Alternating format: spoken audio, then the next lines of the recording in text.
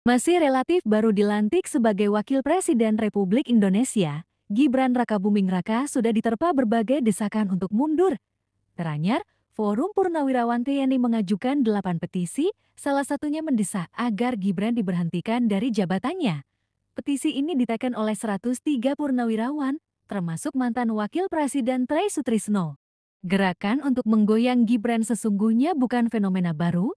Sejak ia dicalonkan menjadi cawapres mendampingi Prabowo Subianto, berbagai serangan politik terus mengarah kepadanya, mulai dari tudingan perubahan syarat usia capres-cawapres oleh Mahkamah Konstitusi yang dianggap pesanan, isu dugaan ijazah palsu, fitnah soal akun anonim Fufafa, hingga narasi bahwa Gibran hanya menjadi beban bagi Prabowo karena kurang pengalaman.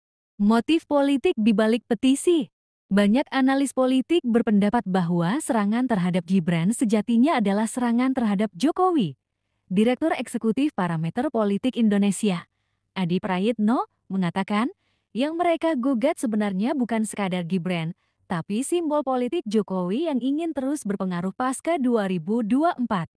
Serangan ini datang tidak hanya dari lawan politik tradisional Jokowi, melainkan juga dari sebagian elemen dalam koalisi pemerintahan sendiri yang merasa terancam dengan kekuatan politik Jokowi dan Gibran ke depan, khususnya menjelang Pilpres.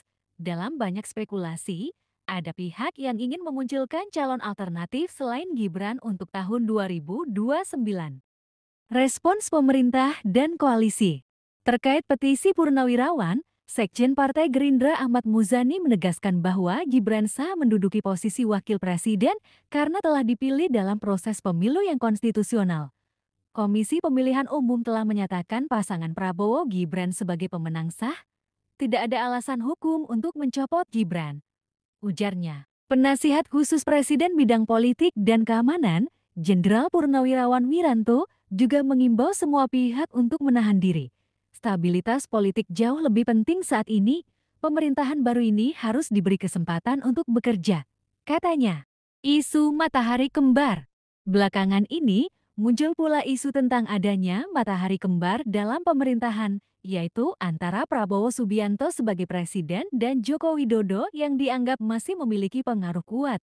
Narasi ini diperkuat oleh fakta bahwa beberapa pejabat dan elit politik masih rutin berkoordinasi dengan Jokowi. Namun, langkah Presiden Prabowo yang mengutus Jokowi mewakili Indonesia dalam pemakaman Pas Fransiskus di Vatikan dipandang sebagai sinyal bahwa hubungan antara keduanya tetap harmonis. Direktur Eksekutif Trias Politika, Agung Baskoro, menilai dengan menyerahkan mandat ke Jokowi, Prabowo menunjukkan kepercayaan penuh dan menepis isu adanya dualisme kekuasaan. Di sisi lain, ada juga upaya mengembuskan isu bahwa Prabowo tidak sepenuhnya mempercayai Gibran dan sengaja membatasi peran Wapres. Isu ini dibantah oleh sejumlah sumber internal pemerintahan yang menyatakan bahwa hubungan Prabowo dan Gibran tetap profesional, meskipun tentu saja secara hierarki kewenangan presiden lebih dominan. Bukan rahasia bahwa Gibran kini menjadi salah satu figur paling potensial untuk Pilpres 2029.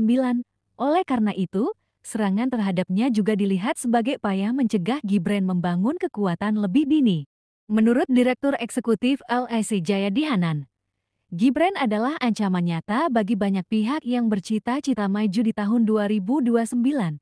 Serangan ini bukan semata soal etika atau prosedur hukum, melainkan lebih pada strategi menghambat pertumbuhan politiknya.